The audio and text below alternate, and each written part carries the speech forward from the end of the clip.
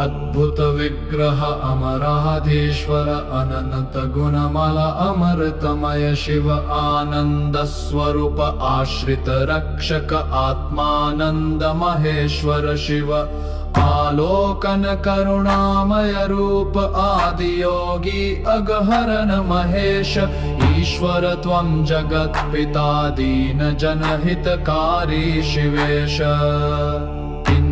वरलोचन इष्ट दयालु इंद्रादिदेव वंदित मूर्ति ईशान कोण निवासी त्रिनेत्र ईर्षारहित परम शक्ति उरगधारी उन्नत शीश उमापति उग्र महेश्वर नाथ ऊर्ध्वगामी ज्ञान स्वरूप ऊष्माहीन करुणानाथ ऋषियों के आराध्यनाथ ऋग्वेदीय स्तुति प्रियेश ऋतुस्वामी पंचभूतपति ऋषिगण वंदित अमलेश ललाट स्थलजाज्वलयमान एकाक्षी त्रिनेत्र महेश ऐश्वर्यदान विनायक वन्द्य एकत्वदर्शी आत्मेश ऐश्वर्य स्वरूप अंतर्यामी ऐहिक मोक्ष प्रदाता शिव ओंकार स्वरूप विश्वनाथ ओघहर त्रिपुरान्तक शिव ओदासीन मूर्ति शांत प्रिय औषधिधर पर्वतानन्न अम्मटनाद रूप अनहद घोष अंबिकेश्वर नादेश कैलासेश करुणामूर्ति कामदनाथ कल्याणेश खड्गशूलधर भीषण रूप खाति लब्ध नमो नमः गंगाधर गंभीर स्वर गणनायक गणपति वन्द्या घंटानाद प्रिय घोर विनाशक घनश्याम जटाजूट भृत आयाकृति से परे शिवेशटानंददायक रूपवंत चंद्रशेखर चामुंडेश चिदानंद परमेश्वर छायारहित तेजस्वरूप छिन्न मूल संशय रहित जगत पावन जनप्रिय नाथ जलनिधि शेखर अगनाश झिलमिल ज्योति झलंत वपु झंकार युक्त डमरुधर टंकार बीज मंत्र स्वरूप टालक दुख इनाशक खंडकार शिवनाद प्रिय ठहरार मूर्ति ध्यान गम्य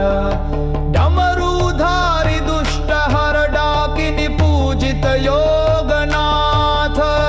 ढोल निवाद सम शांति दाता ढाल स्वरूप महावीर कांटेश नटराज शिव रूप आद रूप पर ब्रह्म स्वर तांडन प्रीत्य प्रिय शंभो तपस्वी ध्यान निष्ठ शिव स्थिति प्रदायक शाश्वत नाथ थलवासी त्रिकालग्म दिगंबर दया सिंधु महेश दुष्ट दलन विश्वनाथ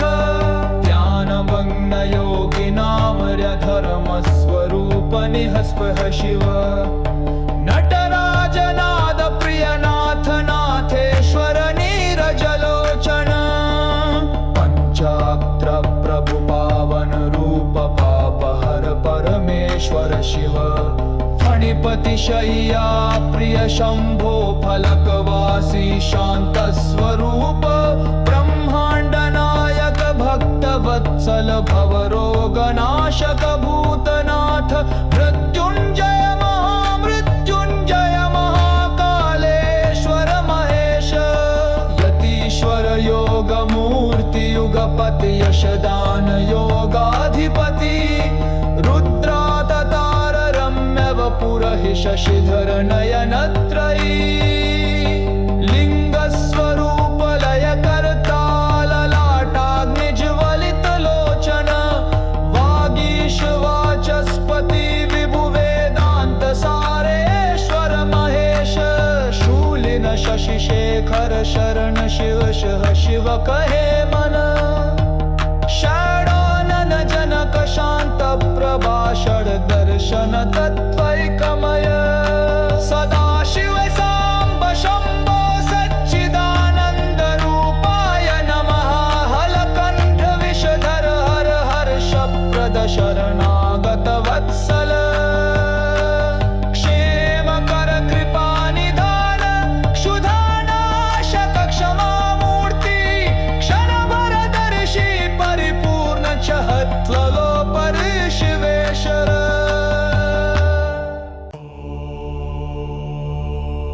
अद्भुत विग्रह अमराधीश्वर अनंत गुणमल अमृतमय शिव आनंद स्वरूप आश्रित रक्षक आत्मानंद महेश्वर शिव आलोकन करुणामय रूप आदियोगी अगहरन महेश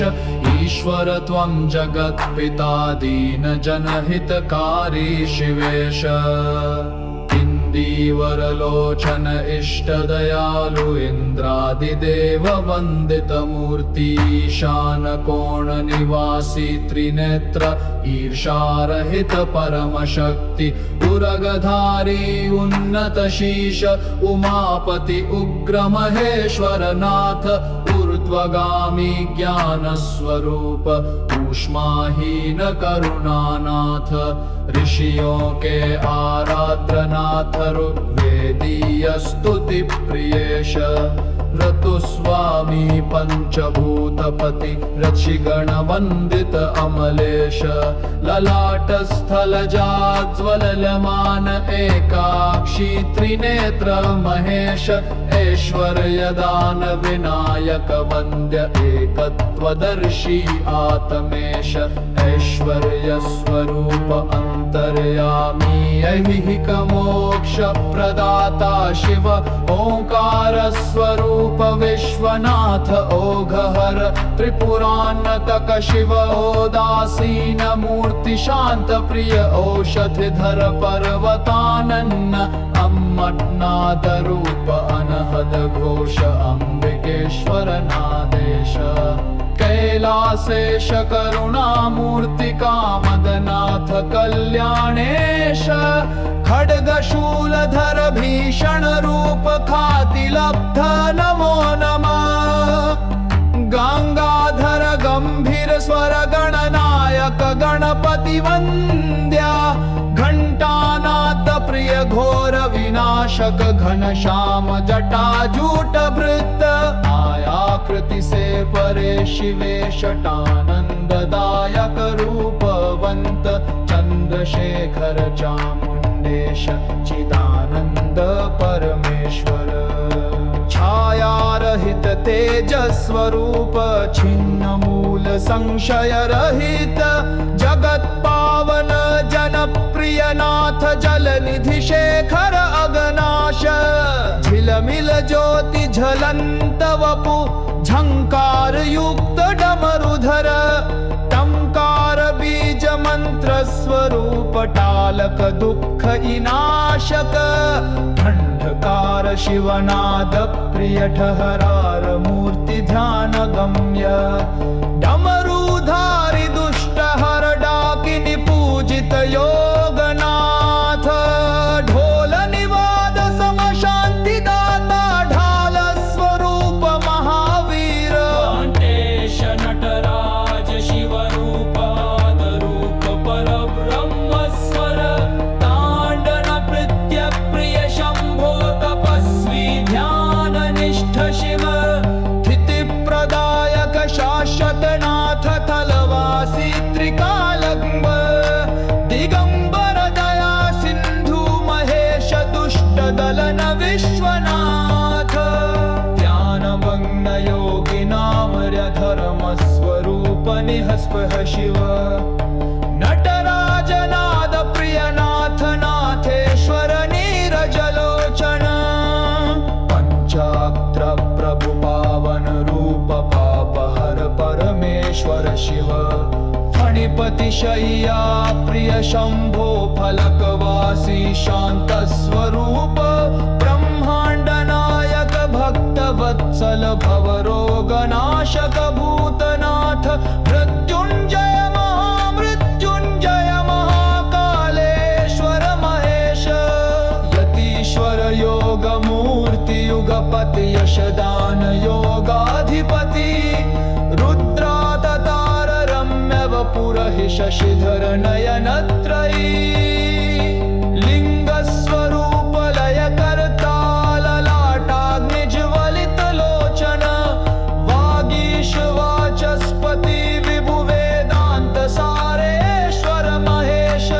शूलिन शशि शेखर शरण शिव शह शिव कहे मन षडानन जनक शांत प्रभाषण दर्शन तत्वैकमय सदा शिव सांब शंभो सच्चिदानंद रूपाय नमः हलकंठ विषधर हर हर्ष प्रद शरणागत वत्सल क्षेमकर कृपा निधान क्षुधानाशक क्षमा मूर्ति क्षणभर दर्शी परिपूर्ण चहत्वलो परिशिवेश्वर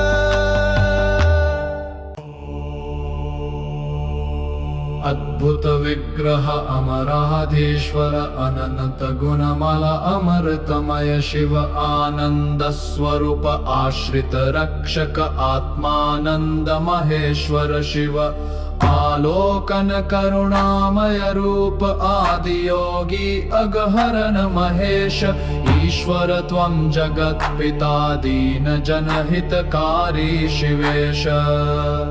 इंदीवरलोचन इष्ट दयालु इंद्रादिदेव वंदित मूर्ति ईशान कोण निवासी त्रिनेत्र ईर्षारहित परम शक्ति उरगधारी उन्नत शीश उमापति उग्र महेश्वर नाथ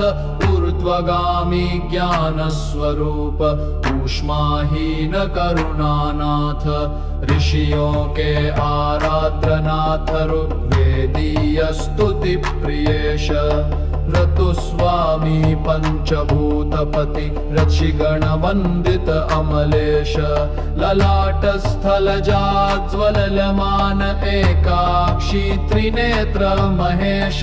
ऐश्वर्य दान विनायक वन्द्य एकत्वदर्शी आत्मेश ऐश्वर्य स्वरूप अंतर्यामी ऐहिक मोक्ष प्रदाता शिव ओंकार स्वरूप विश्वनाथ ओघहर त्रिपुरान्नतक शिव ओदासीन मूर्ति शांत प्रिय औषधिधर पर्वतानन्न अम्मटनाद रूप अनहद घोष अम्बिकेश्वर नादेश कैलासेश करुणामूर्ति कामदनाथ कल्याणेश खड्गशूलधर भीषण रूप खातिलब्ध नमो नमः गंगाधर गंभीर स्वर गणनायक गणपति वन्द्या घंटानाथ प्रिय घोर विनाशक घनश्याम जटाजूट भृत आयाकृति से परे शिवेशटानंददायक रूपवंत चंद्रशेखर चामुंडेश चिदानंद परमेश्वर छायारहित तेजस्वरूप छिन्न मूल संशय रहित जगत पावन जनप्रिय नाथ जलनिधि शेखर अगनाश झिलमिल ज्योति झलंत वपु झंकार युक्त डमरुधर टंकार बीज मंत्र स्वरूप टालक दुख इनाशक खंडकार शिवनाद प्रिय ठहरार मूर्ति ध्यान गम्य डमरुधारी दुष्ट हर डाकिनी पूजित योगनाथ ढोल निवाद सम शांति दाता ढाल स्वरूप महावीर कांटेश नटराज शिव रूप रूप पर ब्रह्म स्वर तांडन प्रीत्य प्रिय शंभो तपस्वी ध्यान निष्ठ शिव स्थिति प्रदायक शाश्वत नाथ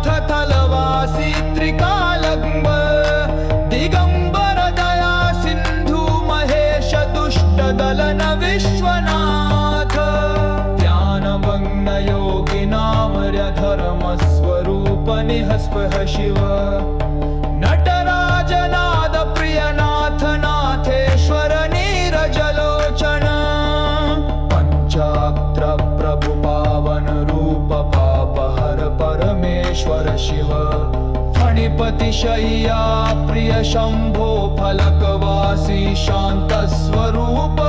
ब्रह्मांड नायक भक्त वत्सल भवरोगनाशक भूतनाथ मृत्युंजय महामृत्युंजय महाकालेश्वर महेश यतीश्वर योग मूर्ति युगपति यशदान योगाधिपति रुद्रावतार रम्य वपुरहि शशिधर नयनत्रयी लिंग स्वरूप लय कर्ता ललाटाग्निज्वलित लोचन वागीश वाचस्पति विभु वेदांत सारेश्वर महेश शूलिन शशि शेखर शरण शिव शिव कहे मन षडानन जनक शांत प्रभाषण दर्शन तत्त्वैकमय सदाशिव सांब शंभो सच्चिदानंद रूपाय नमः हलकंठ विषधर हर हर्ष प्रद शरणागत वत्सल क्षेम कर कृपा निधान क्षुधानाशक क्षमा मूर्ति क्षण भर दर्शी परिपूर्ण चहत्वलो पर शिवेश्वर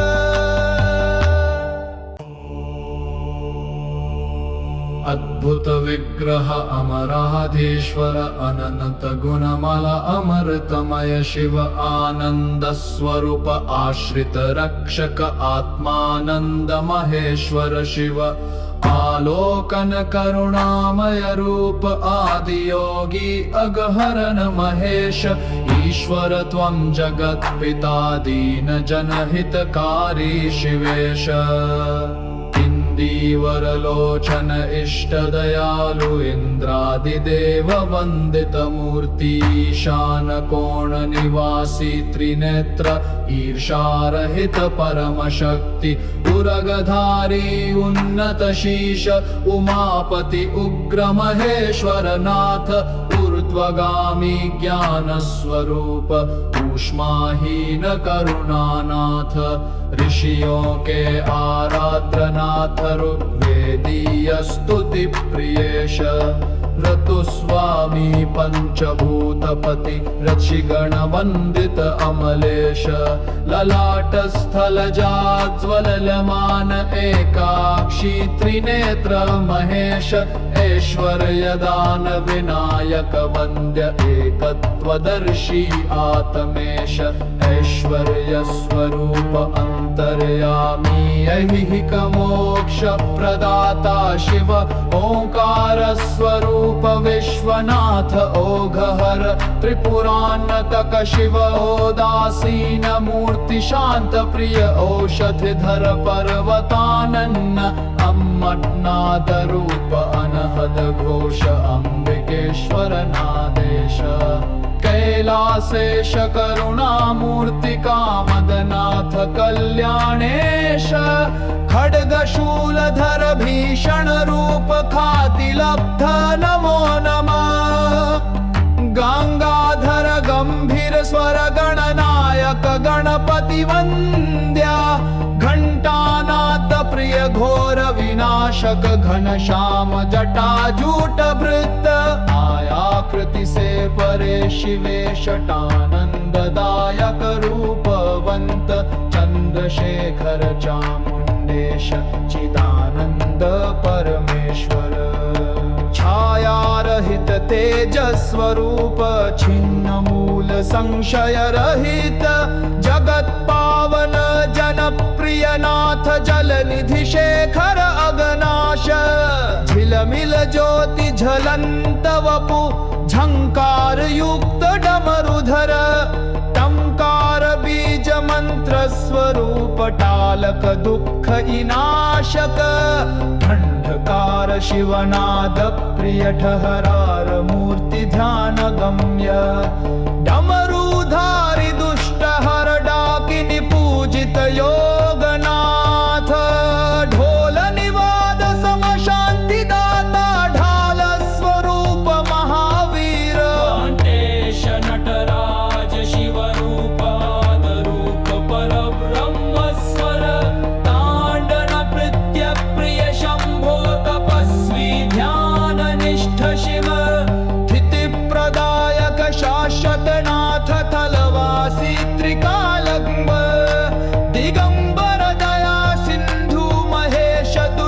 दलन विश्वनाथ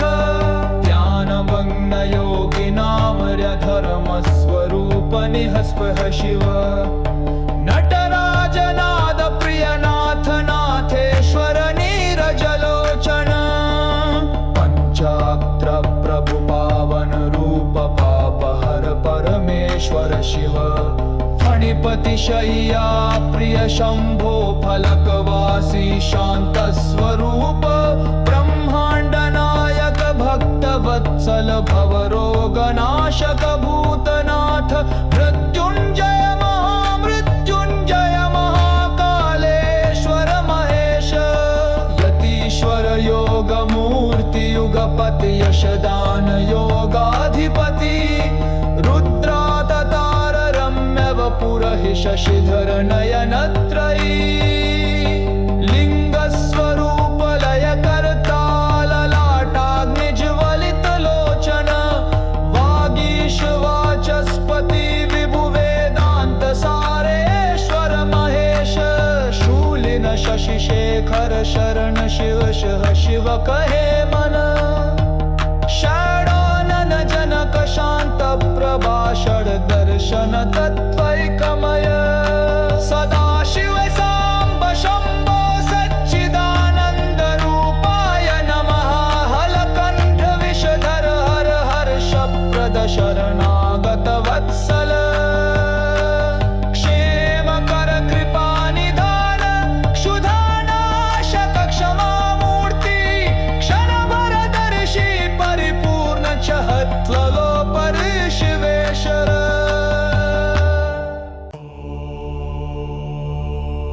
अद्भुत विग्रह अमराधीश्वर अनंत गुणमल अमृतमय शिव आनंद स्वरूप आश्रित रक्षक आत्मानंद महेश्वर शिव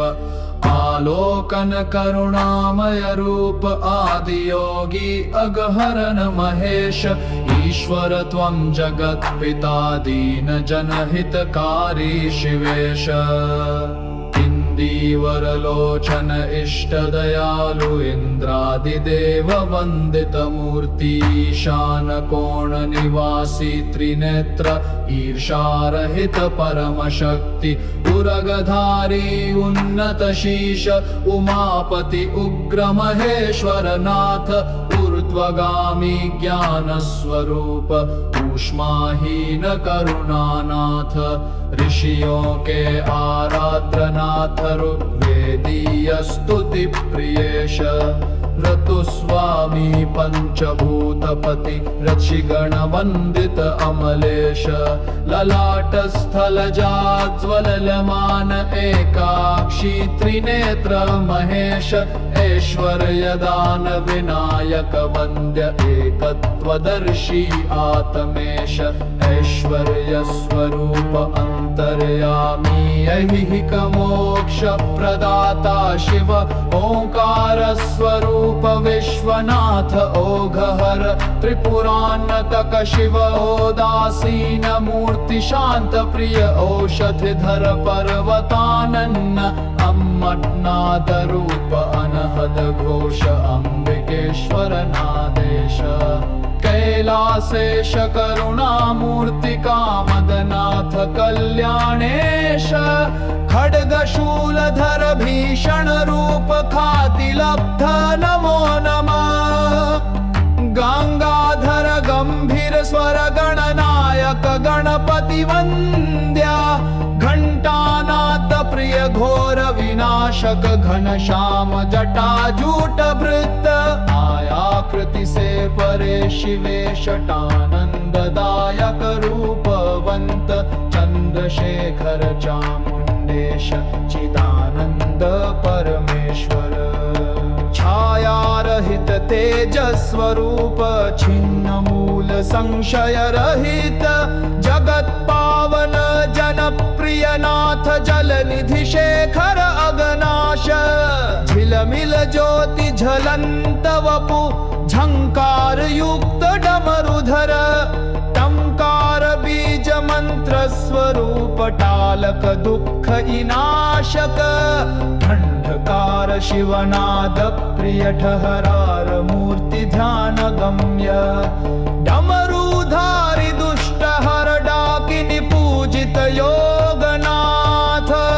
ढोल निवाद सम शांतिदाता ढाल स्वरूप महावीर कांटेश नटराज शिवरूप आदरूप परब्रह्मस्वर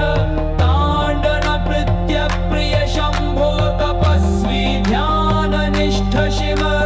स्थितिप्रदायक शाश्वतनाथ थलवासी त्रिकालग्न दिगंबर दया सिंधु महेश दुष्ट दलन विश्वनाथ ध्यानमग्न योगी नामर्य धर्म स्वरूप निःस्पृह शिव नटराजनाद प्रियनाथ नाथेश्वर नीरजलोचन पंचात्र प्रभु पावन रूप पापहर परमेश्वर शिव फणिपति शय्या प्रिय शंभो फलकवासी शांत स्वरूप ब्रह्मांड नायक भक्त वत्सल भवरोगनाशक भूतनाथ मृत्युंजय महामृत्युंजय महाकालेश्वर महेश यतीश्वर योग मूर्ति युगपति यशदान योगाधिपति रुद्रावतार रम्य वपुरहि शशिधर नयनत्रयी लिंग स्वरूप लय कर्ता ललाटाग्निज्वलित लोचन वागीश वाचस्पति विभु वेदांत सारेश्वर महेश शूलिन शशि शेखर शरण शिव शह शिव कहे मन षडानन जनक शांत प्रभाषण दर्शन तत्वैकमय सदा शिव सांब शंभो सच्चिदानंद रूपाय नमः हलकंठ विषधर हर हर्षप्रद शरणागत वत्सल क्षेमकर कृपानिधान क्षुधानाशक क्षमामूर्ति क्षणभरदर्शी परिपूर्ण चहत्लो परिशिवेशर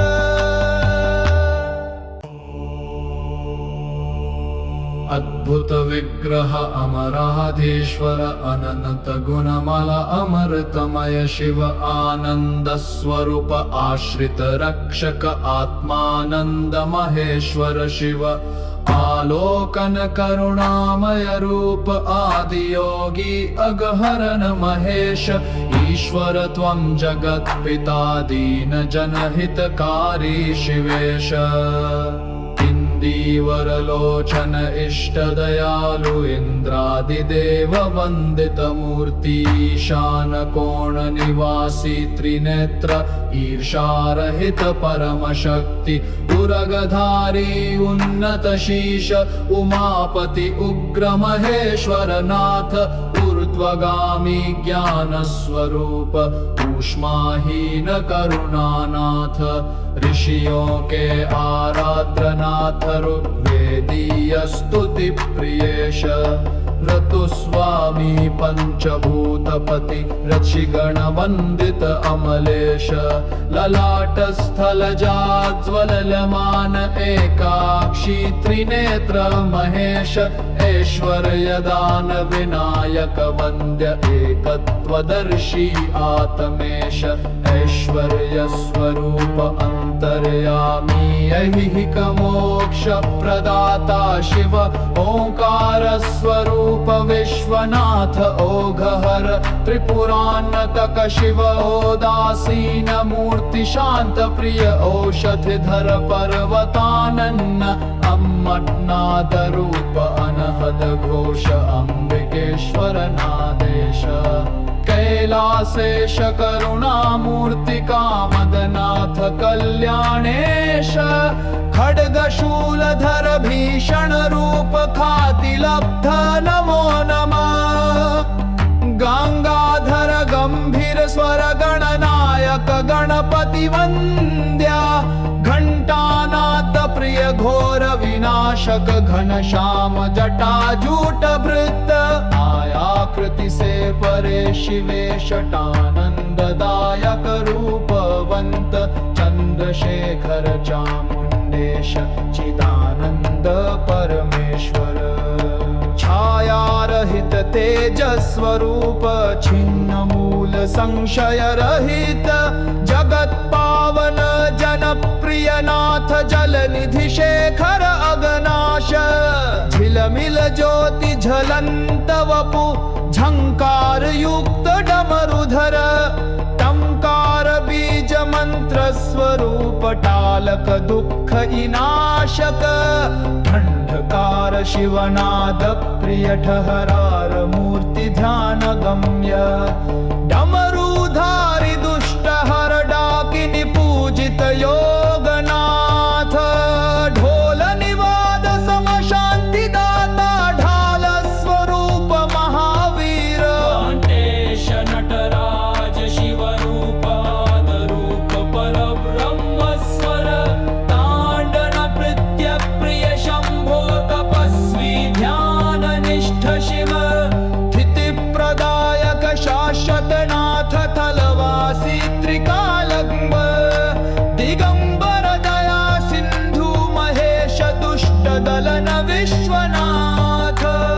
ध्यानमग्न योगी नामर्य धर्म स्वरूप निहस्पः शिव नटराजनाद प्रियनाथ नाथेश्वर नीरजलोचन पंचात्र प्रभु पावन रूप पापहर परमेश्वर शिव फणिपति शय्या प्रिय शंभो फलकवासी शांत स्वरूप ब्रह्मांड नायक भक्त वत्सल भवरोगनाशक भूतनाथ मृत्युंजय महामृत्युंजय महाकालेश्वर महेश यतीश्वर योग मूर्ति युगपति यशदान योगाधिपति रुद्रावतार रम्य वपुरहि शशिधर नयनत्रयी लिंग स्वरूप लय कर्ता ललाटाग्निज्वलित लोचन वागीश वाचस्पति विभु वेदांत सारेश्वर महेश शूलिन शशि शेखर शरण शिव शह शिव कहे मन षडानन जनक शांत प्रभाषण दर्शन तत्त्वैकमय सदा शिव सांब शंभो सच्चिदानंद रूपाय नमः हलकंठ विषधर हर हर्ष प्रद शरणागत वत्सल क्षेमकर कृपा निधान क्षुधानाशक क्षमा मूर्ति क्षणभर दर्शी परिपूर्ण चहत्लो पर शिवेश्वर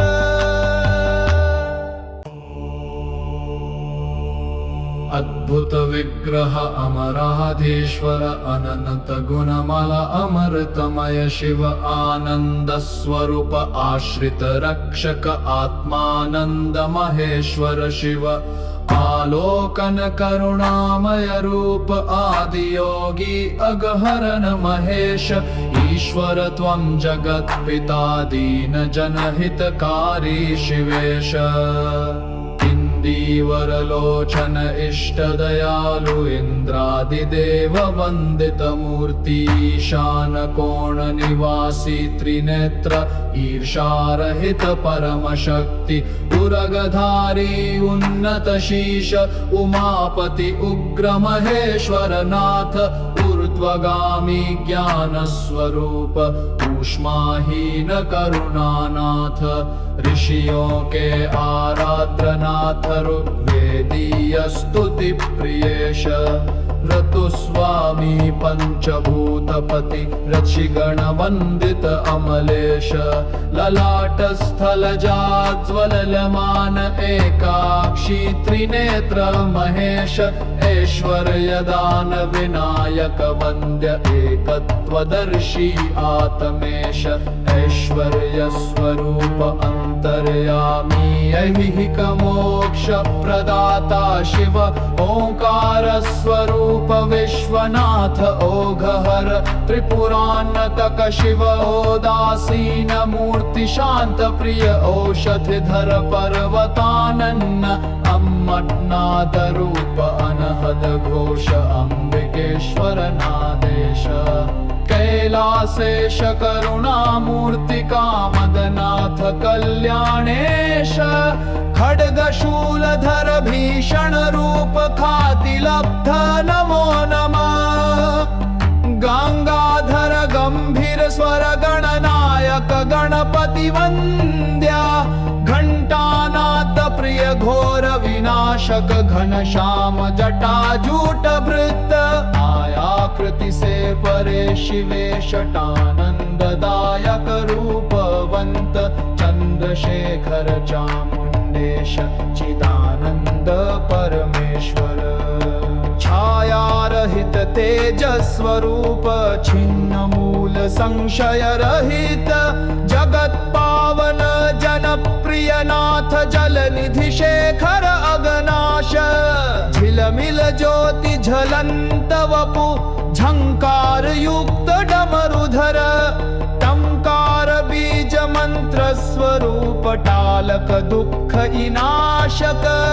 खंडकार शिवनाद प्रिय ठहरार मूर्ति ध्यान गम्य डमरुधारि दुष्ट हर डाकिनी पूजित योगनाथ ढोल निवाद सम शांति दाता ढाल स्वरूप महावीर कांटेश नटराज शिव रूप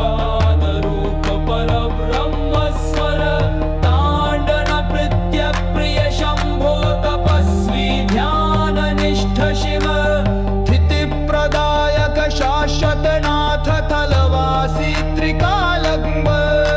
दिगंबर दया सिंधु महेश दुष्ट दलन विश्वनाथ ध्यानमग्न योगी नामर्य धर्म स्वरूप निहस्पः शिव नटराजनाद प्रियनाथ नाथेश्वर नीरजलोचन पंचात्र प्रभु पावन रूप पापहर परमेश्वर शिव फणिपति शय्या प्रिय शंभो फलकवासी शांत स्वरूप ब्रह्मांड नायक भक्त वत्सल भवरोगनाशक भूतनाथ मृत्युंजय महामृत्युंजय महाकालेश्वर महेश यतीश्वर योग मूर्ति युगपति यशदान योगाधिपति रुद्रावतार रम्य वपुरहि शशिधर नयनत्रयी लिंग स्वरूप लय कर्ता ललाटाग्निज्वलित लोचन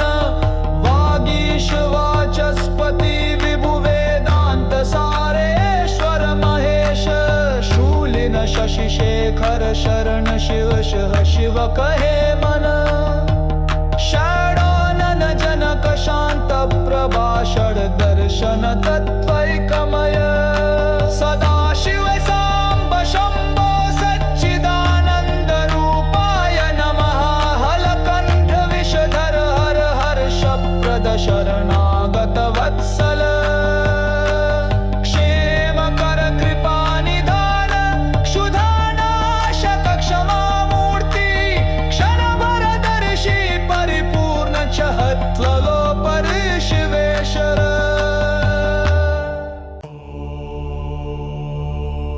अद्भुत विग्रह अमराधीश्वर अनंत गुणमल अमृतमय शिव आनंद स्वरूप आश्रित रक्षक आत्मानंद महेश्वर शिव आलोकन करुणामय रूप आदि योगी अगहरन महेश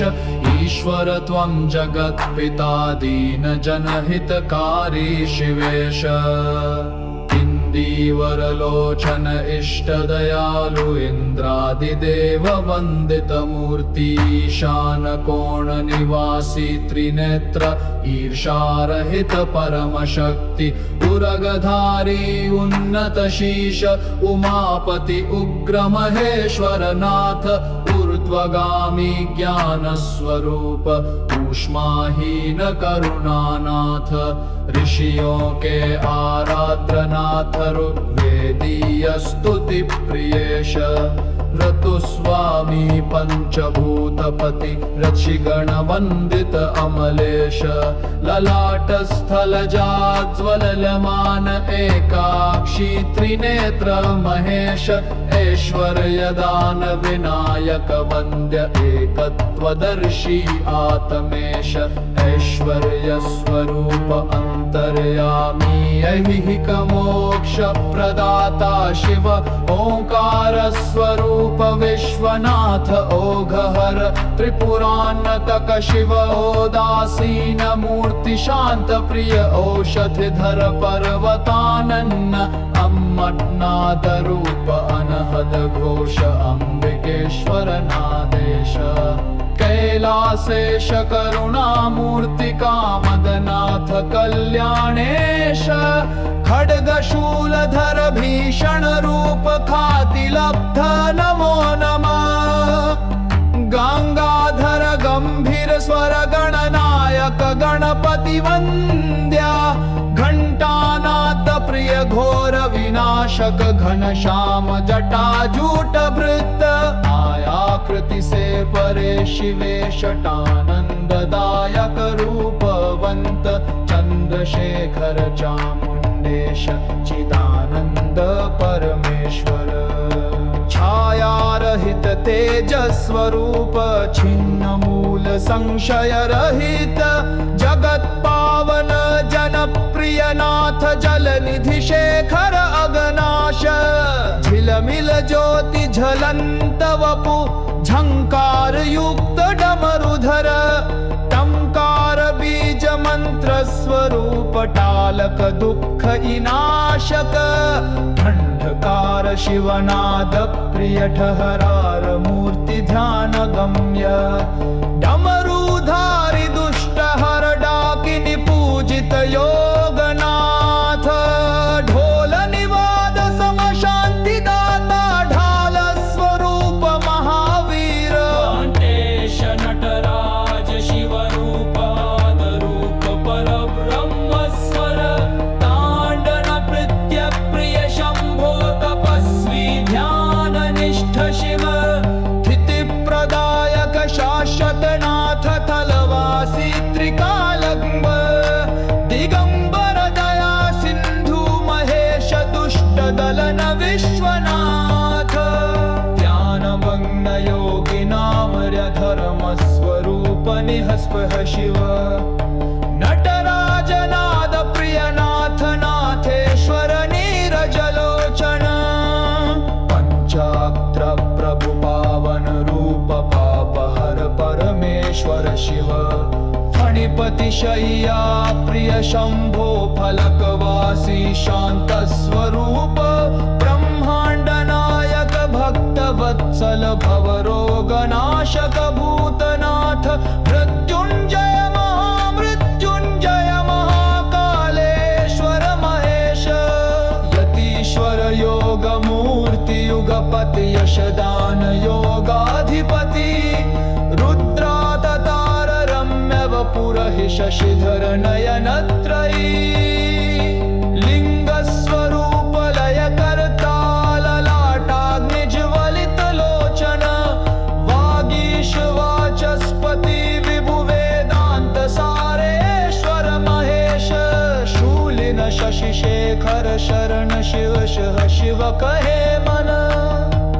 षडानन जनक शांत प्रभाषण दर्शन तत्त्वैकमय सदाशिव सांब शंभो सच्चिदानंद रूपाय नमः हलकंठ विषधर हर हर्षप्रद शरणागत वत्सल क्षेमकर कृपा निधान क्षुधानाशक क्षमा मूर्ति क्षणभर दर्शी परिपूर्ण चहत्वलो पर शिवेश्वर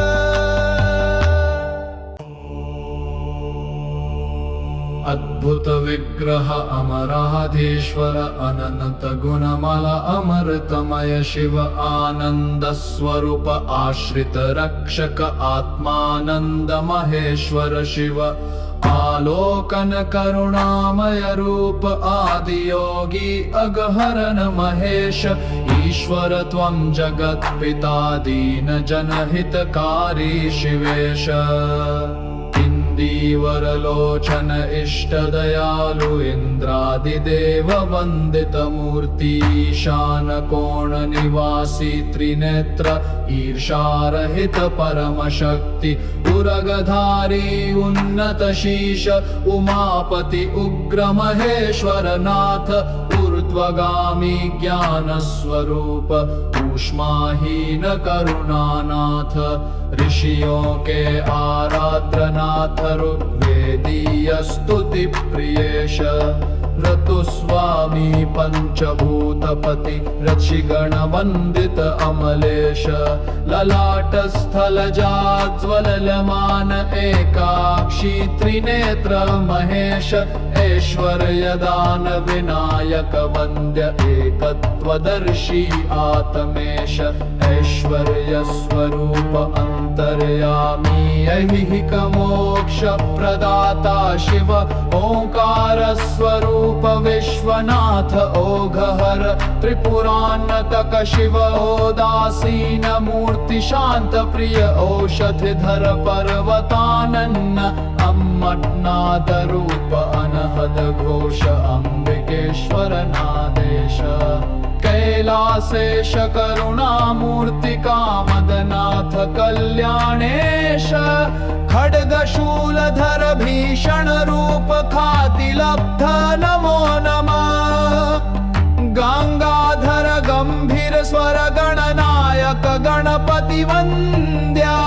घंटानाथ प्रिय घोर विनाशक घनश्याम जटाजूट भृत आयाकृति से परे शिवे शटानंददायक रूपवंत चंद्रशेखर चामुंडेश चिदानंद परमेश्वर छायारहित तेजस्वरूप छिन्न मूल संशय रहित जगत पावन जनप्रिय नाथ जलनिधि शेखर अगनाश झिलमिल ज्योति झलंत वपु झंकार युक्त डमरुधर टंकार बीज मंत्र स्वरूप टालक दुख इनाशक खंडकार शिवनाद प्रिय ठहरार मूर्ति ध्यान गम्य डमरुधारी दुष्ट हर डाकिनी पूजित योगनाथ ढोल निवाद सम शांति दाता ढाल स्वरूप महावीर कांटेश नटराज शिव रूप रूप पर ब्रह्म स्वर तांडन प्रीत्य प्रिय शंभो तपस्वी ध्यान निष्ठ शिव स्थिति प्रदायक शाश्वत नाथ थलवासी त्रिकालंब दिगंबर दया सिंधु महेश दुष्ट दलन विश्वनाथ ध्यान मग्न योगी नामर्य धर्म स्वरूप निहस्पह शिव नटराजनाद प्रियनाथ नाथेश्वर नीरजलोचन पंचाक्र प्रभु पावन रूप पापहर परमेश्वर शिव फणिपति शय्या प्रिय शंभो फलकवासी शांत स्वरूप ब्रह्मांड नायक भक्त वत्सल भवरोगनाशक भूतनाथ मृत्युंजय महाकालेश्वर महेश यतीश्वर योग मूर्ति युगपति यशदान योगाधिपति रुद्रावतार रम्य वपुरहि शशिधर नयनत्रयी लिंग स्वरूप लय कर्ता ललाटाग्निज्वलित लोचन वागीश वाचस्पति विभु वेदांत सारेश्वर महेश